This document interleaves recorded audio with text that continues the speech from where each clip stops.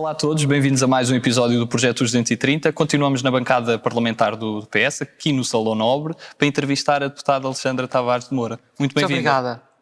E começamos já esta entrevista por falar o que lhe leva também a seguir a política, neste caso a desempenhar funções de deputada. Costumo dizer que tem uma forte ligação familiar que a inspirou. Como é que o seu pai e a sua mãe, com percursos distintos, conseguiram influenciar a seguir esta via? Conseguiram influenciar? Não influenciaram de todo. Os meus pais casaram na prisão quando o meu pai foi preso no grupo dos 31, em 65. Foi dos penúltimos a ser preso, se a memória não me falha.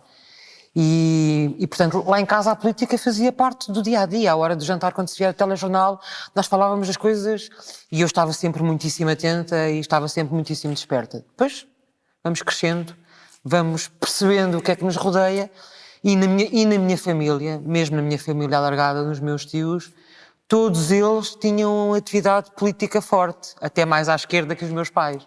E isso acabou, obviamente, por influenciar o meu gosto pela vida política. E o seu pai pertenceu ao grupo dos 31 e depois tem um episódio marcante do casamento entre o seu pai e a sua mãe, que também é algo que marcou toda a sua família por ter sido realizado quando o seu pai estava preso. Exato. O meu pai pediu a minha mãe em casamento, deve ter sido... foram poucos os casais em Portugal que casaram desta forma, a Maria Barroso e o Mário Soares foi um deles, precisamente para que a minha mãe pudesse assistir ao julgamento do meu pai. Naquela altura, naqueles julgamentos, só podiam assistir familiares de grau direto. No caso do meu pai só tinha o pai dele e a irmã, e portanto para a namorada, por quem ele estava muitíssimo apaixonado, segundo eles diziam, poder assistir, tiveram que casar. E portanto a minha mãe casou na prisão em Caxias com o meu pai. Sim, e depois foi para casa sozinha, como é óbvio. O meu pai só foi julgado mais tarde e depois, posteriormente, é que saiu. Nasceu e ainda apanhou alguns anos da ditadura, do Estado Novo, e era muito nova quando foi o 25 de Abril, por isso a pergunta natural que lhe faço é onde estava no 25 de Abril? Eu não sei, eu lembro-me de algumas coisas, por acaso é engraçado, porque eu lembro naquele dia do meu pai correr pela casa, um bocadinho até exageradamente eufórico, que não era muito o tipo dele, e que me dava imensos beijinhos, e a minha mãe dava-me imensos beijinhos, e eu lembro que não podia ir para a escola. E depois, mais tarde, lembro-me de um episódio. Vinha eu com a minha mãe e com a minha irmã pequenina, porque a minha irmã nasceu em janeiro, a democracia deu-se, de facto, em abril, e que fomos apanhados à saída de Odivelas, que a minha mãe, nessa altura, era presidente do Conselho Diretivo da Escola Preparatória Avelar Brotero. E as forças do MFA mandaram-nos parar. E lembro-me perfeitamente de eles me fazerem sair e de quererem até ver a alcofa na altura as crianças eram transportadas em alcofas. Portanto, a minha mãe teve que tirar a Rita e teve que procurar por baixo da alcofa para mostrar que não havia ali armas. Tenho assim algumas memórias e lembro-me do 1º de Maio, lembro-me das descidas do 25 de Abril. Lembro-me assim algumas coisas, é engraçado. E que memórias a marcaram mais até chegar à faculdade? Mesmo nesse período todo agitado e depois nos anos 70, anos 80? Lembro-me, eu frequentei o Colégio Moderno. E quando nós íamos para as manifestações, eu acompanhava os meus pais e os meus tios.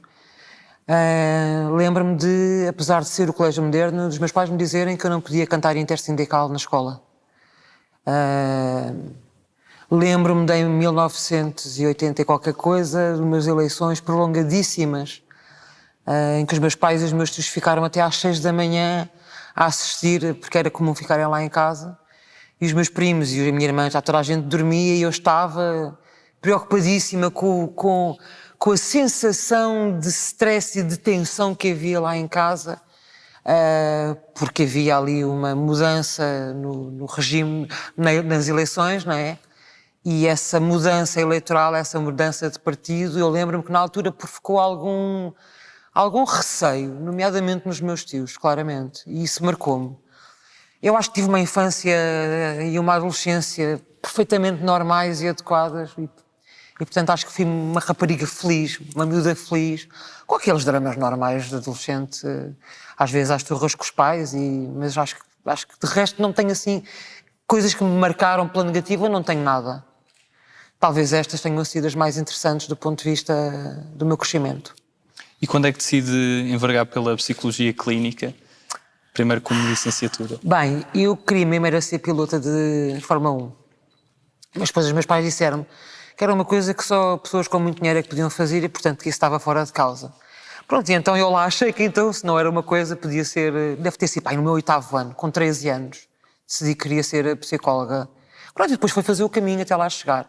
Quem me marcou muito foi uma professora de filosofia, Luísa Diogo, que era de facto uma mulher extraordinária e que tinha uma alma a transmitir aquelas matérias e acabou por influenciar o meu percurso. Mas também a minha mãe, porque a minha mãe, numa determinada fase da vida dela, geria o núcleo de apoio à comunidade no Ministério da Educação e fazia muitas reuniões com pais e muitas reuniões com professores sobre o papel educativo da família, sobre a importância de uma alimentação quando apareceu a roda dos alimentos, sobre o papel da água, sobre a adição, integrou o primeiro grupo interministerial das questões para a droga, da prevenção primária, portanto, e eu ia com ela, estava de férias, não havia ninguém que tomasse conta de nós, e eu ia com a minha mãe, sentava-me lá ao fundo a ouvir a minha mãe fazer as ações de formação, ou as palestras, ou o que fosse. E claro, acabou por influenciar o meu percurso, claro que sim, claro que sim. Depois segue do ISPA para o ISEG, para um mestrado em Gestão de Recursos Humanos. O que é que também a levou a especializar-se mais nessa vertente? Porque precisei, do ponto de vista profissional, de ter algum suporte na área da gestão dos recursos humanos.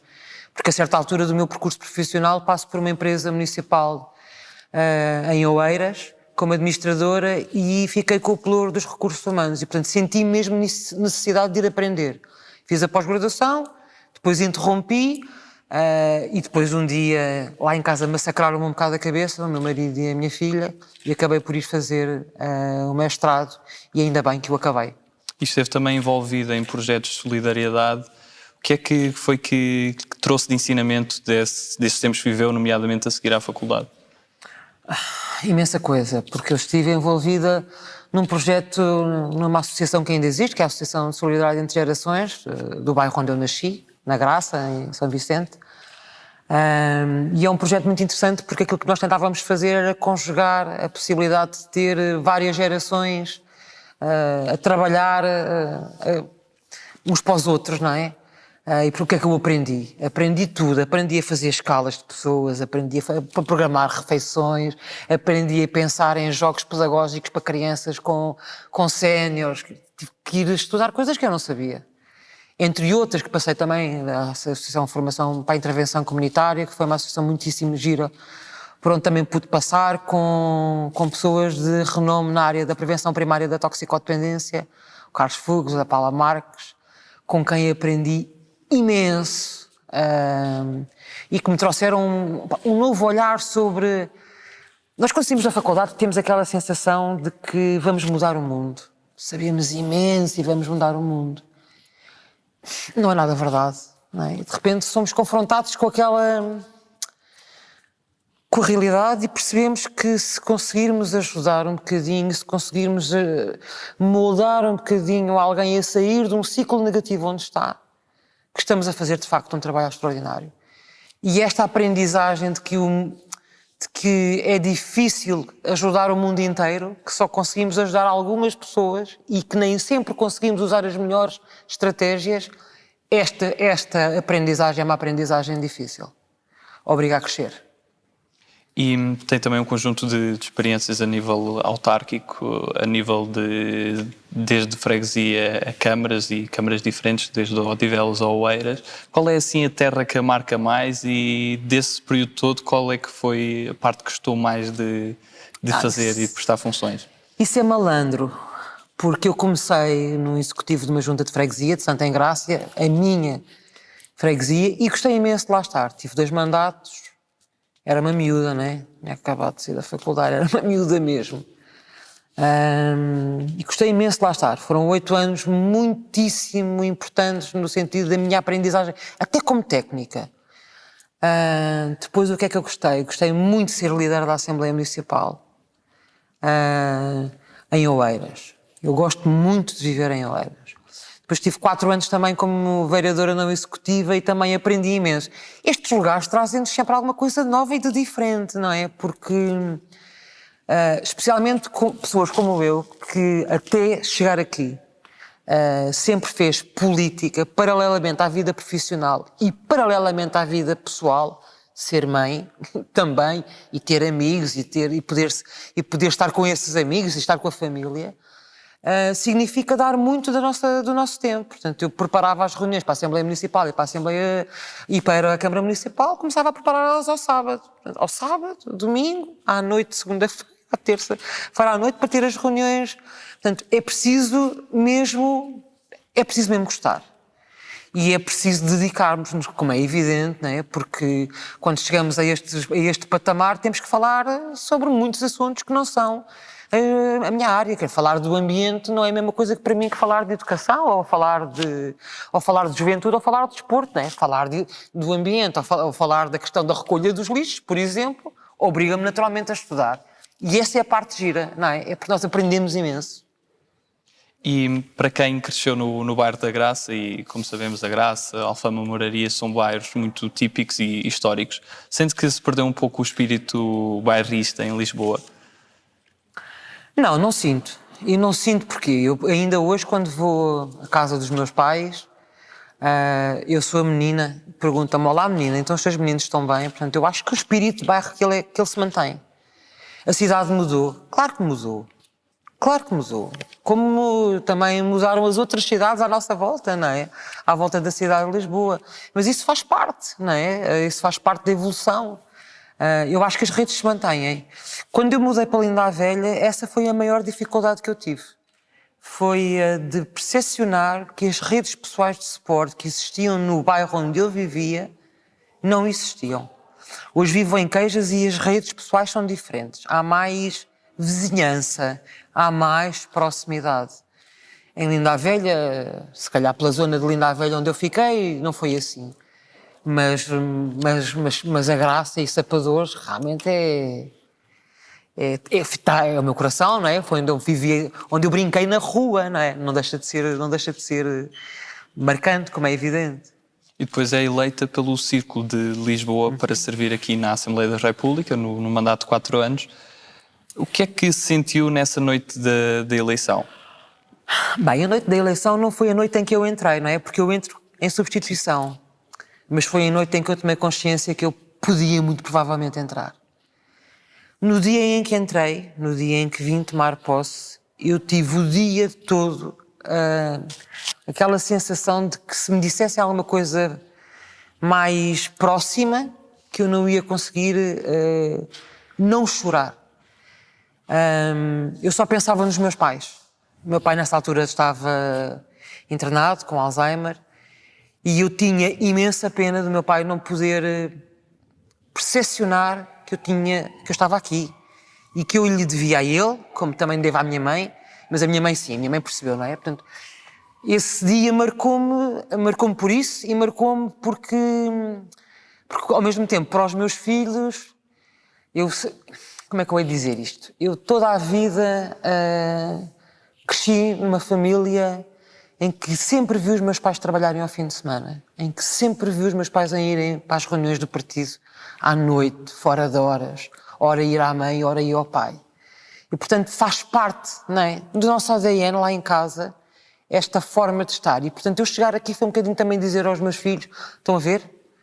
Todo este trabalho que eu tive, que fiz porque gostei, sem qualquer retorno, a não ser o pessoal, a satisfação pessoal, hoje estou aqui e acho que posso fazer qualquer coisa por todos nós. Portanto, é de uma emoção enorme. E para quem tem esse peso sobre os ombros, sente que há uma desconfiança maior neste momento entre os cidadãos e quem representa os cidadãos, nomeadamente com essas funções aqui na Assembleia? Olha, eu acho que nos cabe a todos fazermos um esforço para demonstrar de forma clara o que é o nosso papel e o que é que significa fazer ou ter atividade cívica e ter atividade política. Eu, quando vou às escolas, começo sempre por aqui. Digo sempre aos miúdos, sejam eles mais novos ou mais velhos, e, portanto, naturalmente adaptando, que nós, quando saímos de casa e refilamos porque a recolha do lixo não está bem feita, ou quando refilamos porque os carros não estão estacionados como deve ser, ou quando refilamos porque os transportes públicos A, B ou C, ou quando refilamos porque as estradas não estão em condições, estamos a emitir uma opinião política sobre qualquer um destes temas. E, portanto, não existe sermos apolíticos. Porque nós temos opiniões pelas coisas. Podemos querer que esta opinião seja ouvida dentro de um partido político, ou não querer. Podemos querer que ela seja posta ao serviço de uma associação cívica, seja ela cultural, desportiva, social, o que for, ou não querer. Ou até estudantil, não é? Ou não querer, mas estamos sempre a emitir uma opinião e, portanto, eu acho que esse é que é o nosso papel, não é? É o nosso papel não enquanto deputados, também enquanto deputados, mas é o nosso papel enquanto cidadãos. Isso para mim é muito claro. E um dos trabalhos que também não é visível, que não passa tanto nem nas televisões, é o trabalho de comissão. E neste caso, estando na Comissão de Educação, Ciência, Juventude e Desporto, qual é que foi, neste período e neste mandato, aquele momento na comissão, e seja uma audição, seja algum grupo de trabalho, que marcou mais? Por acaso não é na Comissão de Educação, é na Comissão da Administração Pública. Foi o momento em que conseguimos reverter uma medida que vinha do tempo da Troika, que é a medida que permite que os acidentes de trabalho possam ser pagos em simultâneo com o salário. Foi uma alteração que se deu em 2014 e já havia várias petições e os sindicatos, com razão, diziam que era uma medida que tinha que ser revertida, que não fazia sequer parte do plano da Troika, e quando foi possível naquele momento, em votação indiciária, concretizar isso, é uma sensação de que este projeto tem aqui um bocadinho de mim. E das várias experiências, algumas que ainda não falámos, nomeadamente na Escola Superior de Enfermagem, quais é que todas essas experiências teve ao longo da sua vida que acabaram por auxiliar mais no exercício do mandato de deputado? Não sendo elas, obviamente, únicas ou lineares em termos de exclusivas, que acabam por todas por ajudar um pouco, mas qual foi aquela mais marcante? Eu acho que o mais marcante foi a primeira, claramente, porque trabalhei num bairro degradado e trabalhar num bairro degradado faz-nos confrontar com vidas absolutamente pesadas, não é? Miúdos sempre na tangente do limiar para passar para o lado lá, para o comportamento aditivo e até para algumas patologias mentais mais complicadas.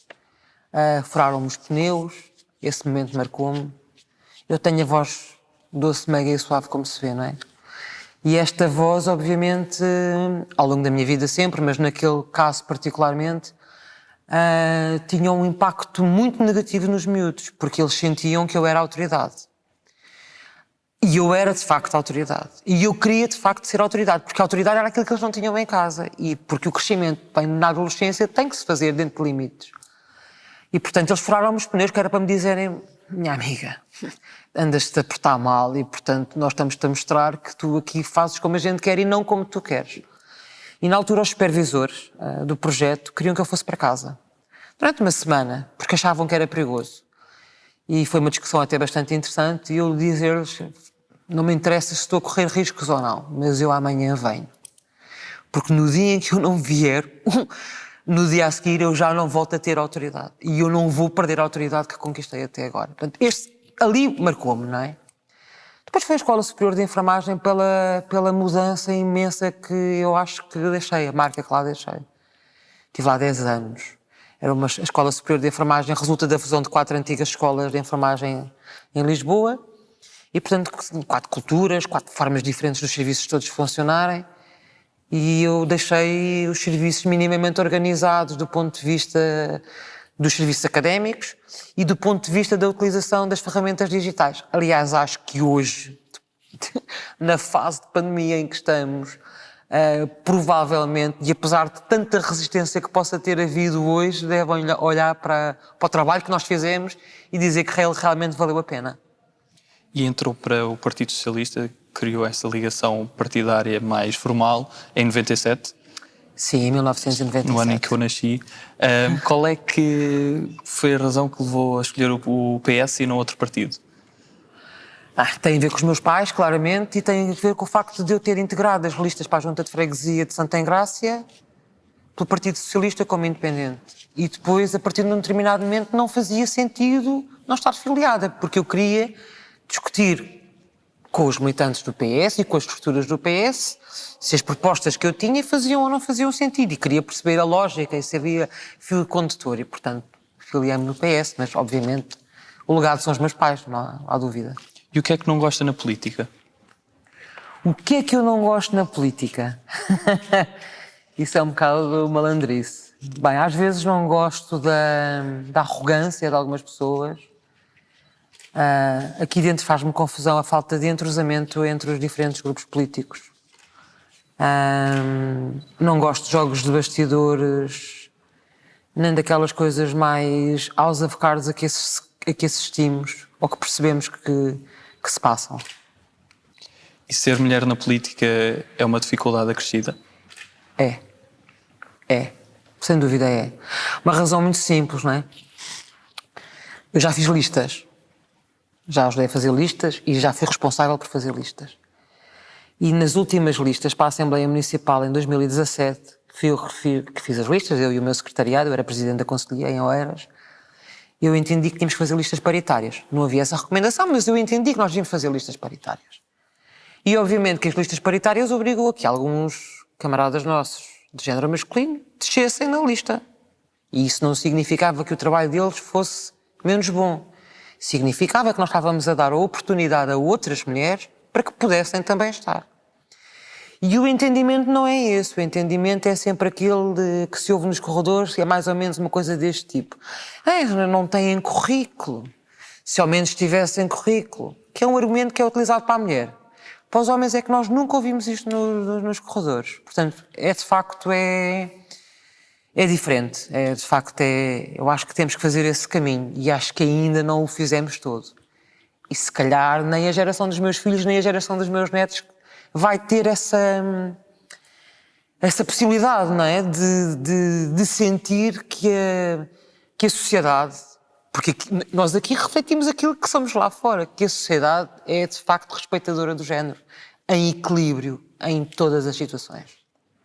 Seguimos agora para a segunda parte da nossa entrevista, com perguntas mais dinâmicas, algumas escolhas e palavras soltas.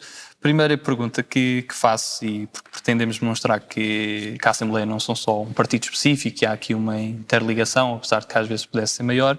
Qual é o deputado que mais admira de outra bancada parlamentar? Acho que é o José Manuel Pureza. Ele quando fala sobre a questão dos direitos e sobre a questão da igualdade, é o discurso que é de um envolvimento, uma cena brutal. Nós sentimos que aquilo que ele está a dizer é absolutamente vivido e sentido. É mesmo muito interessante. E qual é aqui na Assembleia da República o espaço que considera mais bonito? O espaço que eu considero mais bonito? A escadaria. É imponente e faz-me lembrar quando era miúda e assistia aos discursos do 25 de Abril, à entrada do Primeiro-Ministro, do Presidente da República. Tenho essa memória. Agora passamos para um conjunto de escolhas. A primeira escolha que proponho sempre é entre humildade e ambição. As duas estão ligadas. Claramente, estão ligadas. Cães ou gatos? Peixes. Obama ou Hillary Clinton? Obama, claro. Segurança ou liberdade? Liberdade. Campo? Segurança. Campo ou cidade? Eu adoro cidade. Gosto do campo, mas eu adoro cidade. Eu adoro a confusão. Eu adoro a agitação. Eu gosto de sentir pessoas próximas de mim. House of Cards ou Borgen? House of Cards. Emoção ou razão? Razão. Obras de Santa Engrácia ou aeroporto? Aeroporto. Chutes e pontapés ou Rui Veloso? Rui Veloso. Sagres ou Superboc? Sagres. Mário Soares ou Jorge Sampaio? Mário Soares. Mário Soares, sempre, porque foi responsável pela nossa entrada na União Europeia, fez muito por nós. Poesia ou prosa? Prosa. Algarve ou Carcavelos? Algarve. Lula da Silva ou Joe Biden? Joe Biden. Eixo do Mal ou Governo Sombra? Eixo do Mal. Saramago ou Sofia? Sofia. 230 ou 180? 230 claramente, porque falar de 180 significa falar de um discurso que é absolutamente populista, não é? É utilizado como um enorme desrespeito pelo Parlamento e é utilizado para demonstrar que os deputados não fazem nada e isso não corresponde à verdade. E por isso seguramente 230. Podemos obviamente pensar se faz ou não faz sentido aplicar uma regra semelhante àquela que é a regra para os presidentes da Câmara e até para os presidentes de Junta, que é a da limitação de mandatos. E se calhar faz. Vão-se zangar todos comigo, os meus colegas deputados, mas eu acho que faz. E qual é aquela figura histórica que a inspira mais? Histórica que inspira mais? Bem, quem me inspira mesmo são os meus pais. E esses deram-me história, não é? E eu acho que tenho que dizer que as figuras históricas é a mãe e o pai, claramente. E se pudesse convidar para almoçar aqui na Assembleia ou noutro espaço uma pessoa que nunca tenha tido essa oportunidade, quem é que seria e qual seria a razão para querer aprender mais com essa pessoa? Acho que convidaria a Lourdes Pintacilgo, por ter sido a única mulher chefe de governo, por ter sido um governo, apesar de iniciativa presidencial, um governo numa altura muito difícil e foi um governo curto e, portanto, eu gostava de perceber o que é que ela sentiu, não só quando foi convidada, quando depois teve que o gerir. Gostava de perceber se aquilo que ela sentiu como mulher, se nós ainda sentimos um bocadinho parecido com aquilo que ela sentiu. Acha que está para breve uma chefe de governo ou uma chefe de Estado? Em Portugal? Em Portugal. Nunca se sabe. E em termos literários, qual é assim o livro que a inspira mais? O livro que me inspira mais? Eu acho que há um livro que me marcou muito, que foi As Aventuras do João Sem Medo. Porque ele tem que escolher, não é? Ele escolhe entre ter um caminho fantástico, cheio de quase paraíso, mas sem cabeça, logo não pensa, ou um caminho altamente tortuoso, e ele está descalço, o João, e aí com cabeça. E ele escolhe o caminho tortuoso, mas com cabeça. E marcou-me porque a minha tia me explicou porque é que o João Gomes Ferreira tinha escrito aquele livro naquela altura e como é que ele tinha passado pela censura. E em termos musicais, há assim algum gosto específico? Eu fiquei presa na adolescência. Eu tenho uma paixão enorme pelo Bruce Springsteen. E qual é aquele país que nunca visitou e que gostaria de visitar? Talvez a Argentina. E o que é que sentiu e que mudou desde que foi eleita deputada? O que é que Na mudou sua vida? na minha vida? Eu não sei o que é que mudou na minha vida. Talvez tenha mais tempo para dedicar à causa pública, não é? Acho que sim. Embora eu acho que como funcionária pública também me dediquei à causa pública e aos outros e ao serviço aos outros. Aqui faço de uma forma diferente, naturalmente, porque tenho que pensar num patamar mais alargado, mais abrangente. E se fosse convidada a servir num executivo, num ministério específico, qual seria esse ministério, dado o ministério que se sentia mais à vontade, das suas competências e interesses? O Ministério da Administração Pública, claro. E qual é para si o acontecimento histórico mais marcante da nossa história? 25 de Abril? Passamos um conjunto de palavras soltas. A primeira é um conjunto de palavras. Habitação jovem. O que é que lhe diz? Faz falta. Propinas. Um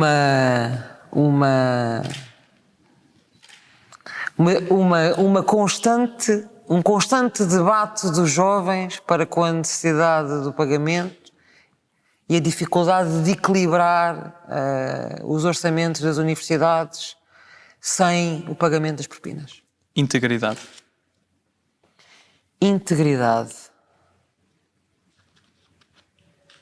Integridade, só me consigo lembrar do meu pai.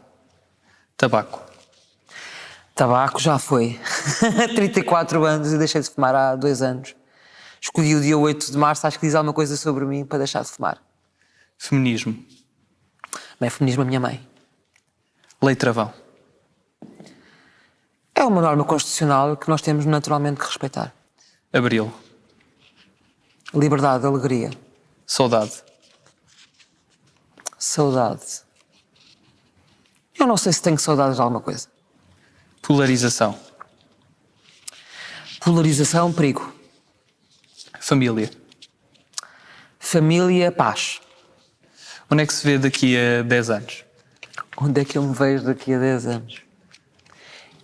Eu não consigo responder a isso, se eu sou sincera, porque eu nunca fiz esse raciocínio. O que eu gostava era que nos próximos 10 anos eu pudesse continuar a contribuir para o país.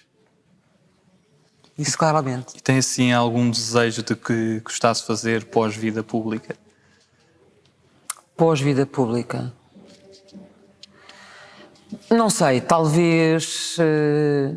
vida pública vai sempre estar presente, porque eu, no dia em que me reformar,